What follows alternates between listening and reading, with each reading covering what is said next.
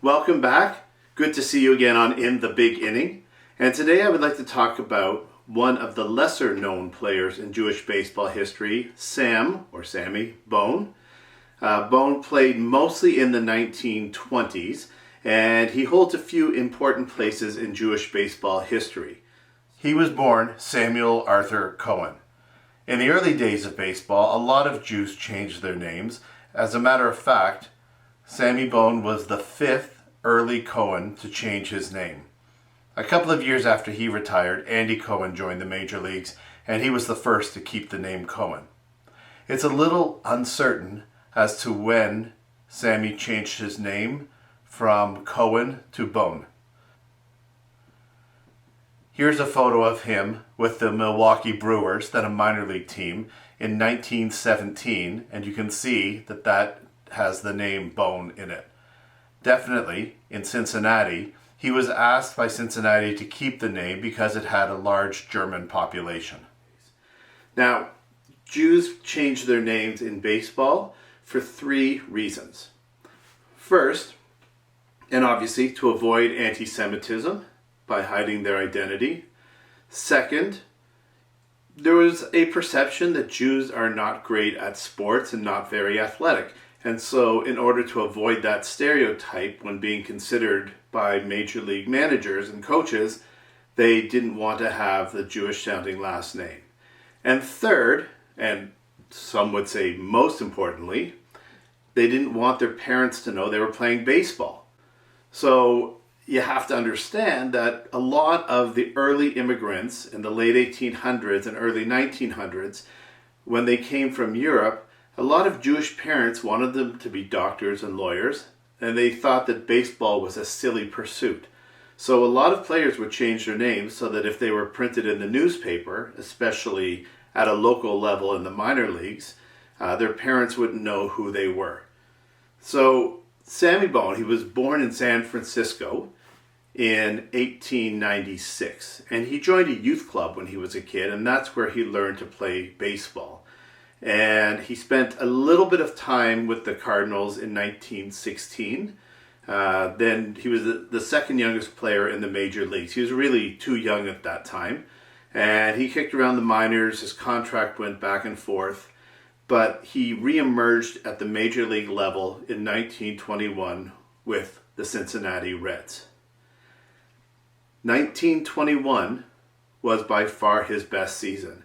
He batted .285. He led the team in many offensive categories, and he had a great season. He was a second baseman, and he was also considered one of the best fielding second basemen in the major leagues.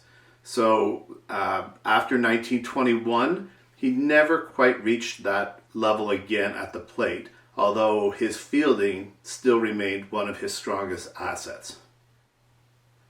1923 was actually a very interesting year for Sammy. He started with a 4 home run game, but it was in the exhibition season, so it doesn't really count in the regular statistics. But his probably biggest accomplishment was breaking up a no-hitter at 8 2/3 innings. He did it against Dazzy Vance, who was a good friend of his. Now, they went out for a beer after the game. Dazzy said he kind of forgives him, but he'll never quite forget what he did. Interestingly, they ended up playing together on Brooklyn a few years later. A big problem happened in 1923. Sammy was accused, along with 2 other players, of taking $15,000 to throw games. This was a common accusation that reporters made because it was right after the 1919 Black Sox World Series. So they were accused of it, but something interesting happened. He, along with the other 2 players, sued. They were cleared of charges, and they sued the newspaper for defamation, and they won. And that was a very rare thing to happen in those days. So he was totally cleared of that, of the game fixing. Now, his Jewish identity was pretty well known, and in 1926 he was traded to the Brooklyn Dodgers. And it could easily be said that the trade was because the Dodgers were always looking for Jewish players, given the large Jewish population in Brooklyn. So he finished out the 1926 season with the Brooklyn Dodgers. In 1926, he was considered the only Jewish starter in the major leagues. And he actually advocated openly, saying that there should be more Jewish players because Jews have a keen mind, which would be very helpful in the game. He lasted about half a season. He was traded mid-1926 from the Reds to the Dodgers. And then in 1927, he was back in the minor leagues for good. One interesting thing that happened with him at the minor league level, in 1927, he was playing with the Minnesota Millers in a game against neighboring St. Paul. He was on the bench. A fight broke out between the two teams. Sammy got up. He defended the player who was at the center of the attack and knocked out the player on the other team with one punch. He then got attacked again, and he knocked out a second player. It seems that youth league that I said, he also learned boxing there. He had his boxing referee card too. So he was a pretty tough guy. The next day in the Minnesota newspaper, it said Sammy Bohne doesn't play but gets more hits than those that do. So it was a funny incident that happened. Anyway, after that season, he stayed in the minors for a little while before retiring from baseball. After baseball, he went into the garment business, eventually in the real estate business. He died in 1977 in San Francisco, but is buried up in Erie, Pennsylvania, next to his wife. Let's take a look now at some of the memorabilia and some of the cards. And I have to tell you, give you a little teaser, my favorite item in my entire sports collection is a piece of Sammy Bohne memorabilia.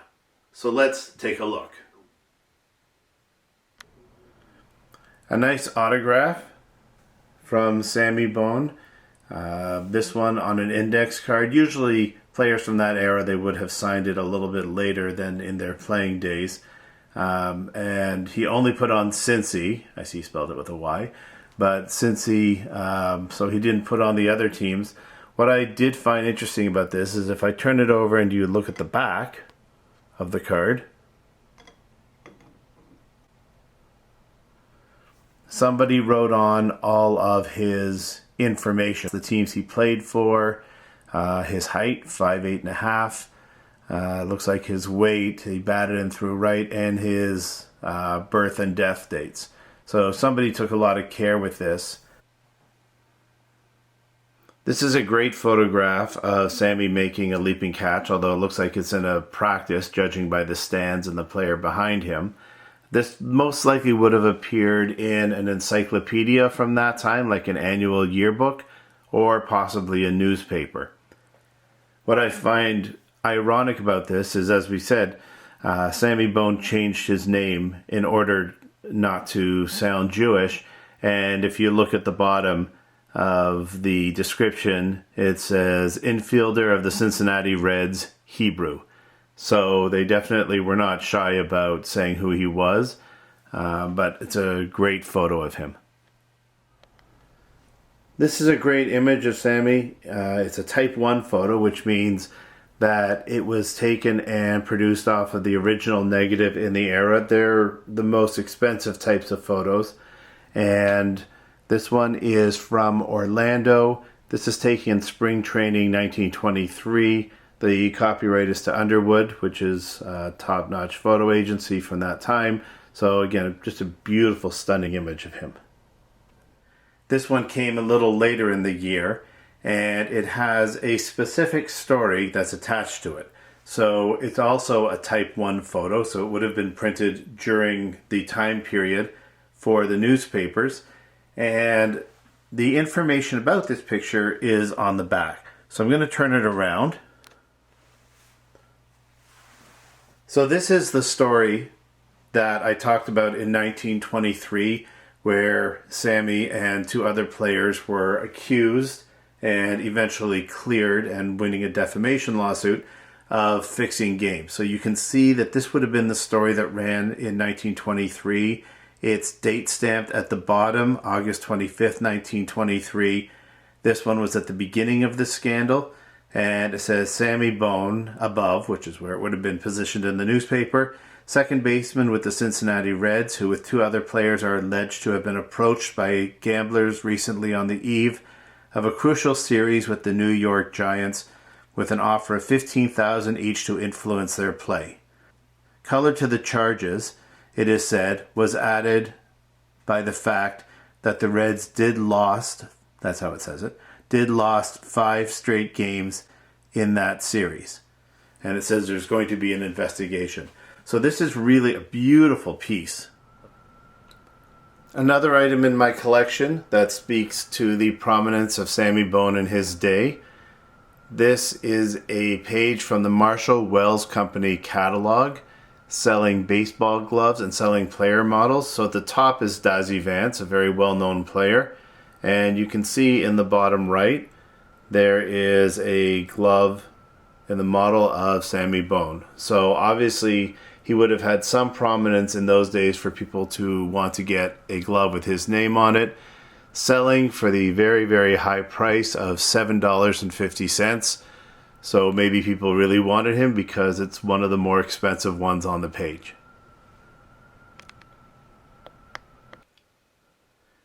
This is a 1919 Z-Nut Sammy Bohne card.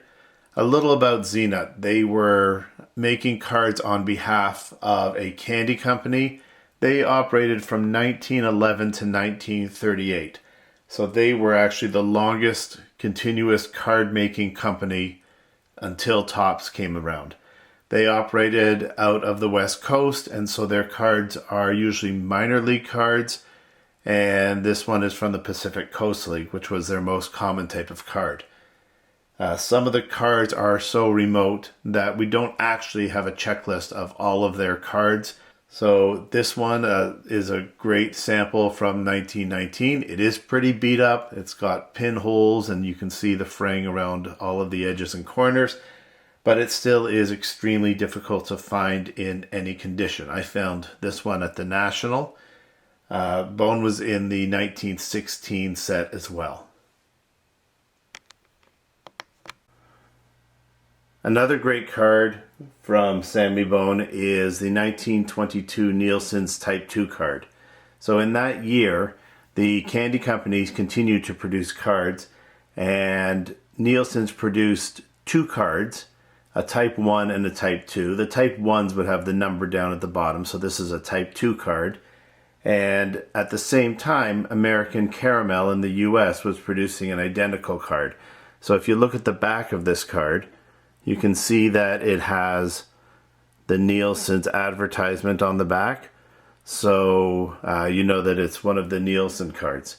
But it's a great find.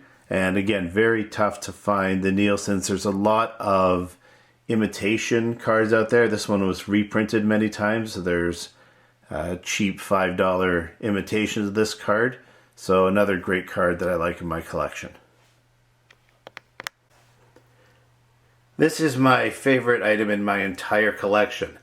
This is a 1923 game-used Sammy Bohne bat.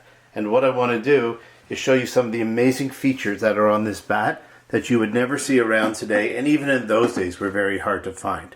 So you can see that his name is engraved in the bat, just like any star player, and as we discussed already, he was a very well-known player. So he would have had his own bats. Moving down, you see something else that's really interesting.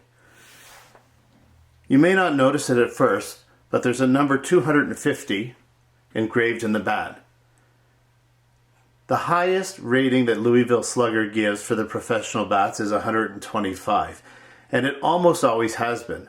In the 1920s, they experimented and tried 250 for what would be like a super premium bat. It costs like a couple of dollars more. What they found after a few years was the 125 was already their highest premium bat, and so they stopped doing the designation of the 250. The final thing that you can see on this bat is a small engraving that says Bohne rubbed. And what that means was, what the company did and what players would do was they would rub animal bones into the bat, and that would give it more weight, and supposedly the ball would go farther from them doing that. So that is the other parts of the bat. There are some nails that are in the bat that were used for repair, and you can see a lot of usage of this bat too, and chips out of the bat from using it. Now let's take a look at the most incredible piece about this bat. If you look in the knob of the bat, it looks like there is a Magen David carved right into it. So this is relatively clear. You can see that all of the pieces are there. It is an incredible find, and it shows that even though he had changed his name, he had kept his identity close to him during his career. So this really is an amazing item. Like I said, this is my favorite item in my entire collection. Sammy Bohne 1923 game used bat. I hope you enjoyed this episode on Sam Bohne, one of the lesser known Jewish players, and I look forward to seeing you next time on In the Big Inning. Thanks for watching.